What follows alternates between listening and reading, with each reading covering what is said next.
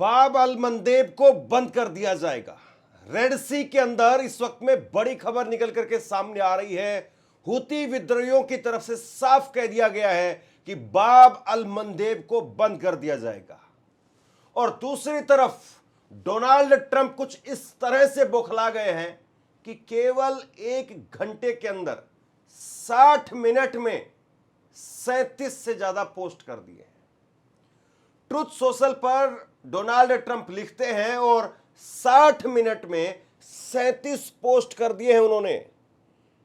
यह सोचिए आप किस कदर उनकी मानसिकता इस वक्त में है। कोई भी दुनिया के अंदर किसी भी देश का राष्ट्राध्यक्ष वो इस तरीके से अपने टेम्पर को लूज नहीं करता है जैसे डोनाल्ड ट्रंप करते हुए नजर आ रहे हैं।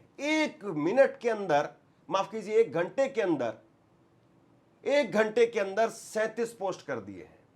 यानी कुल मिलाकर के आप यूं समझिए कि 1 घंटे में 37 बार tweet tweet tweet tweet tweet ऐसे उन्होंने सोशल मीडिया ट्रुथ पर वो पोस्ट किए हैं। और दूसरी तरफ ईरान की तरफ से बिल्कुल साफ साफ कह दिया गया है कि होर्मुज के अंदर अगर इंच भर भी आप आगे बढ़े, होर्मुज के अंदर अगर इंच भर भी आपने सीज फायर को तोड़ने की कोशिश की, अगर होर्मुज में आकर के आपने किसी तरीके से हमारी माइंस के साथ में छेड़छाड़ करने की कोशिश की, तो अमेरिकी जहाजों को उड़ा देंगे। यह ईरान की तरफ से कहा गया है। तो 3 बड़ी खबर इस वक्त में निकल करके सामने आ रही है, एक एक करके इन पर बात करते हैं। और इसके साथ साथ ईरान ने एक वीडियो भी जारी की है अपने अस्पतालों की, और कैसे इजराइल और अमेरिका का घिनौना चेहरा वहां पर साफ साफ नजर आ रहा है, उस पर भी बात करेंगे। और उसके साथ साथ कई और बड़ी अपडेट्स हैं। सबसे पहले बाब अल मंदेब को लेकर के जो खबर सामने आ रही है उस पर बात करते हैं।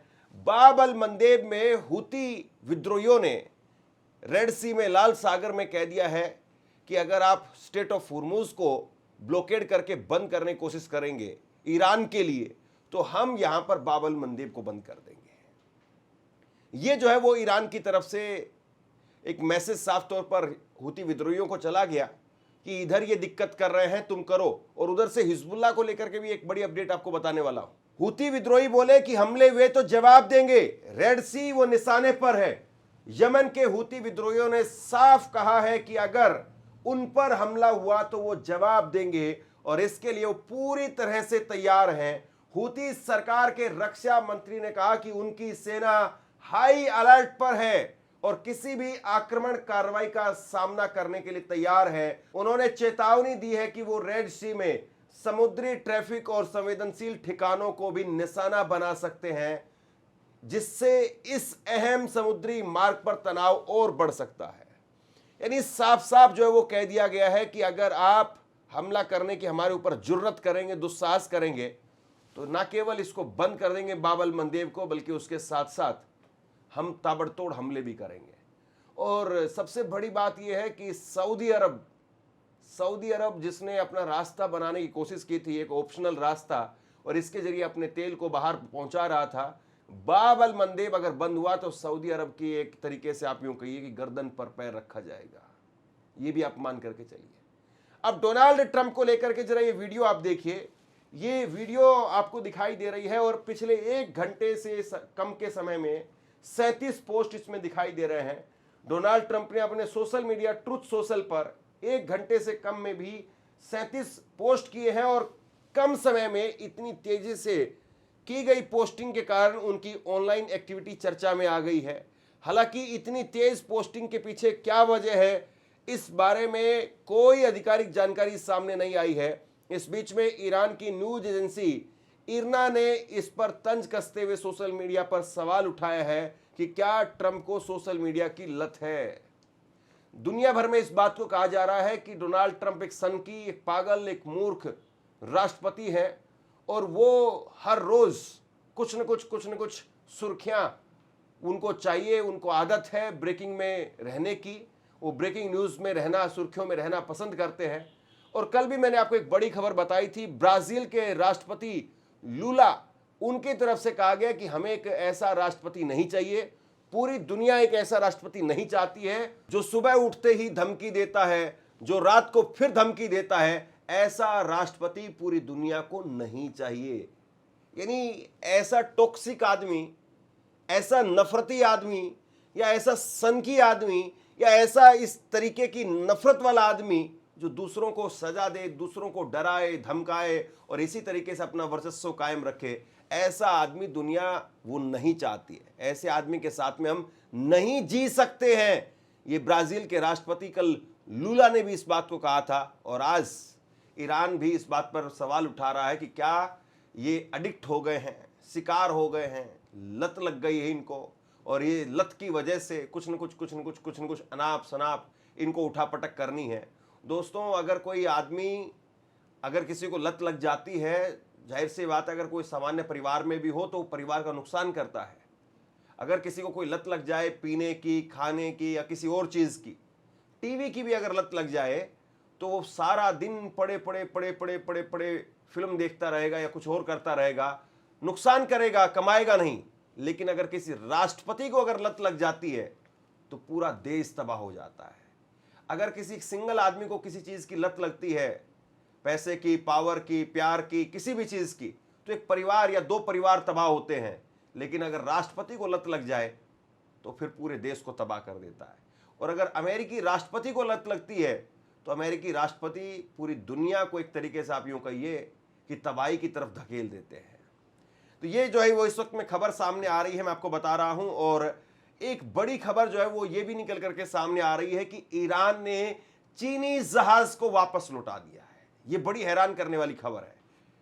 ईरान ने चीनी जहाज को होर्मुज से लौटाया है। ईरान ने होर्मुज स्ट्रेट पर सख्ती दिखाते हुए एक चीनी जहाज को वापस लौटा दिया है। उसने कहा है कि बिना मंजूरी किसी भी जहाज को इस समुद्री रास्ते से गुजरने की अनुमति नहीं दी जाएगी। ईरान के मुताबिक सन प्रॉफिट नाम के चीनी जहाज को परमिशन नहीं मिलने के बाद में रास्ता बदलना पड़ा।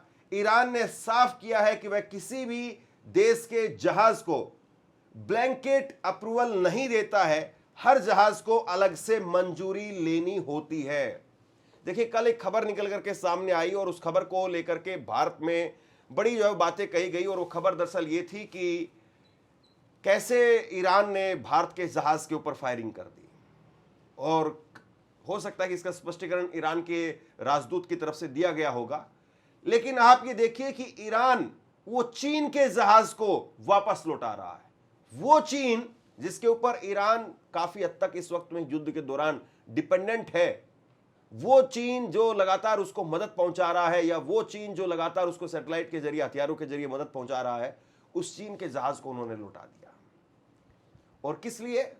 सिर्फ एक नियम के लिए, सिर्फ एक वसूल के लिए उन्होंने वापस कर दिया। और वो ये है कि साहब आपको अप्रूवल लेना होगा। ऐसा नहीं है कि आप घर के आदमी हैं तो मुंह उठा करके सीधे चल पड़ेंगे। आप अपने आदमी हैं तो ठीक है, कोई दिक्कत नहीं है, या आप पड़ोसी हैं या आप दोस्त हैं तो आप ऐसे ही आ जाएंगे। नियम कायदे सबके लिए हैं और आप नियम कायदों का पालन करेंगे, ये ईरान की तरफ से कहा जा रहा है। यानी ईरान इस मुश्किल हालात में भी ना तो अपनी नैतिकता वो खो रहा है और ना ही अपने नियम कायदे वो किसी को तोड़ने की एक तरीके से आप यूं कहिए कि छूट दे रहा है। तो ये बहुत बड़ी खबर है कि चीन के जहाज को वापस लौटा दिया गया है। ये वाकई अपने आप में बहुत बड़ी खबर है। और वहीं ईरान के संसदीय के स्पीकर मोहम्मद गालिबाफ साहब, उन्होंने बिल्कुल साफ कर दिया है। दो बातें उन्होंने साफ की एक टीवी इंटरव्यू के अंदर। उन्होंने कहा है कि अगर अमेरिका के जहाज माइंस स्वाइपर अगर आते हैं और वो आकर के हमारी माइंस को खत्म करने के लिए आगे बढ़ते हैं, अगर माइंस जो समुद्री माइंस है उनको हटाने के लिए अगर अमेरिकी जहाज आगे आते हैं, तो वो समुद्री माइंस तक तो बाद में पहुंचेंगे, उन तक हमारी मिसाइलें पहले पहुंच जाएंगी। अगर माइंस स्वीपर ने कोशिश भी की, और माइंस स्वीपर एक स्पेशल किस्म के जहाज होते हैं जो समुद्र के अंदर जो माइंस बिछी हुई होती है उनको हटाने का काम करते हैं, अगर वो जहाज होर्मुज की तरफ बढ़ा भी और 1 इंच भर भी आगे आया तो उस जहाज को उड़ा दिया जाएगा। यह कहा गया है मोहम्मद गालिबाफ साहब की तरफ से कि हम अपने इलाके के अंदर आपकी हस्तक्षेप उसको किसी भी तरीके से बर्दाश्त नहीं करेंगे। आपका एक कदम भी हम अपनी धरती के ऊपर हम बर्दाश्त नहीं करेंगे। और उन्होंने फिर इस बात के साथ साथ ये भी कहा कि हम शांति चाहने वाले देश हैं, हम युद्ध चाहने वाले देश नहीं है, लेकिन हम परमानेंट शांति चाहते हैं। हम ये नहीं कि आप थोड़ी देर के लिए शांत करके चले जाओ और उसके बाद में और जाकर के गोला बारूद लेकर के आओ और उसके बाद में फिर से हमला करो, वो हम नहीं करने देंगे। इस बार या तो हम तुम्हें छोड़ेंगे तो हमारी शर्तों पर छोड़ेंगे, और शर्तें वही होंगी कि फिर से हमला नहीं होगा, इसकी गारंटी चाहिए, जो हमला हुआ है, जो नुकसान हुआ है उसकी भरपाई चाहिए, और हमारी जो संपत्ति फ्रीज कर ली गई उसको आप छोड़ेंगे। यही बड़ी बड़ी शर्तें हैं ईरान की। और फिर वो कह रहे हैं कि हम परमानेंट शांति के पक्षधर हैं। ईरान के मुख्य वार्ताकार ने कहा कि उनका देश स्थायी शांति चाहता है। संसद अध्यक्ष मोहम्मद बगेर गालिबाफ ने एक टीवी इंटरव्यू में कहा कि हमारे लिए सबसे बड़ी बात है कि अमेरिका पर भरोसे की कमी। हमारी नीयत अच्छी है और हम सिर्फ स्थायी शांति चाहते हैं जिससे फिर से युद्ध की स्थिति पैदा ना हो। लेकिन डोनाल्ड ट्रंप पर भरोसा नहीं किया जा सकता। डोनाल्ड ट्रंप वो भरोसे वाले आदमी नहीं है। इस बात को जो है वो मोहम्मद गालिबाफ साहब कह रहे हैं। वो कह रहे हैं कि हम तो स्थायी शांति के पक्षधर हैं, लेकिन इन लोगों का कोई भरोसा नहीं है। और मैं बाकायदा आपके सामने टाइमलाइन रखने जा रहा हूं। इस टाइमलाइन के जरिए आप देख लीजिए, आप समझ जाएंगे कि अमेरिका पर भरोसा किया जा सकता है या नहीं किया जा सकता। 28 फरवरी अमेरिका और इजराइल के हमलों के बाद में बातचीत टूट गई और युद्ध शुरू हो गया। 6 मार्च ट्रंप बोले बिना शर्त सरेंडर के अलावा ईरान के पास में कोई रास्ता नहीं है, कोई डील नहीं होगी। 21 मार्च को ट्रंप ने डेडलाइन दी कि होर्मुज खोलो नहीं तो ऊर्जा ठिकानों पर हमला होगा, और 48 घंटे के अंदर ही डोनाल्ड ट्रंप पलट गए।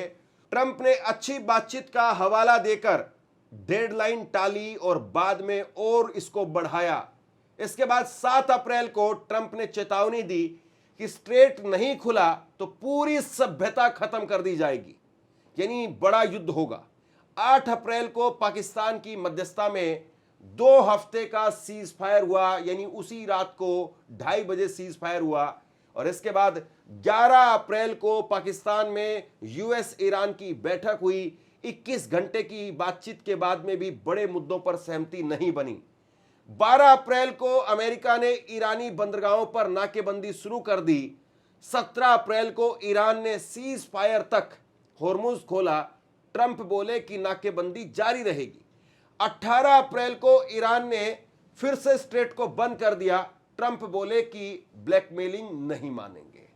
तो ये मोटे मोटे तौर पर इस युद्ध का एक लेखा जोखा है कि कैसे 28 फरवरी से युद्ध चला और आज 19 अप्रैल को यह युद्ध कहां पर पहुंचा है। अभी भी इस युद्ध का कोई स्थायी अंत होगा कहना मुश्किल है।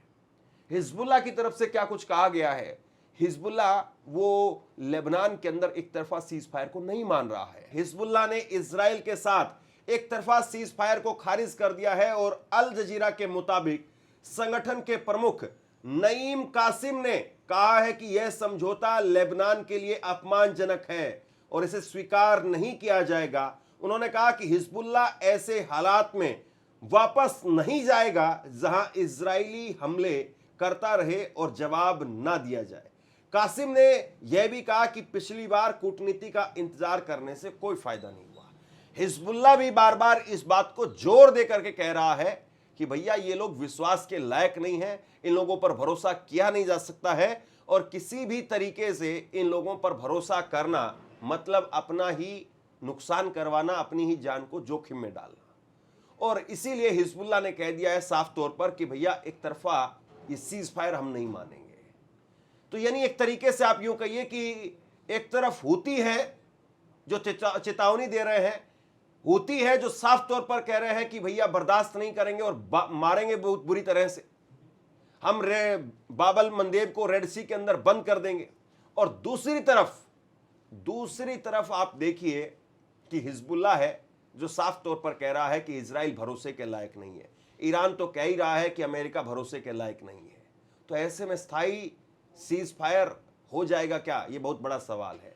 ईरान ने एक तस्वीर साझा की है, अस्पतालों की तस्वीर आप देखिए। ईरान ने अस्पतालों पर इजरायली और अमेरिकी हमलों का ये वीडियो जारी किया है। ईरान ने अस्पतालों पर हमले को लेकर के एक नया वीडियो जारी किया है।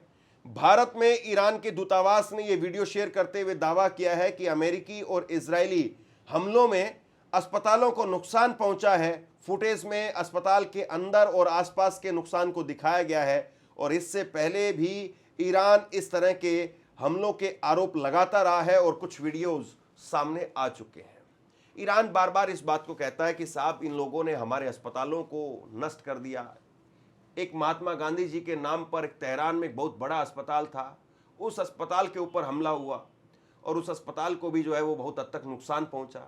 और अब जो है आप देखिए कि किस तरीके से जो इजराइल ने या अमेरिका ने नुकसान किया है वो नुकसान इन तस्वीरों के जरिए दिखाई दे रहा है। यानी एक तरीके से आप यूं कहिए कि अमेरिका के असली चेहरे को, इजराइल के असली चेहरे को, एक क्रूर चेहरे को वो दुनिया के सामने ईरान एक्सपोज कर रहा है। शेयर कीजिए इस खबर को, लोगों तक पहुंचाइए और आप क्या सोचते हैं मुझे नीचे कमेंट सेक्शन में लिख करके जरूर बताइए। इस वीडियो को लाइक जरूर कीजिए, शेयर कीजिए और चैनल को सब्सक्राइब जरूर कीजिए ताकि हमारी आवाज लाखों करोड़ों दर्शकों तक पहुंचती रहे। और अगर आपको मेरा काम पसंद आता है तो नीचे थैंक्स बटन का प्रयोग करके हमें आर्थिक तौर पर भी मदद जरूर कीजिए। शुक्रिया, थैंक यू।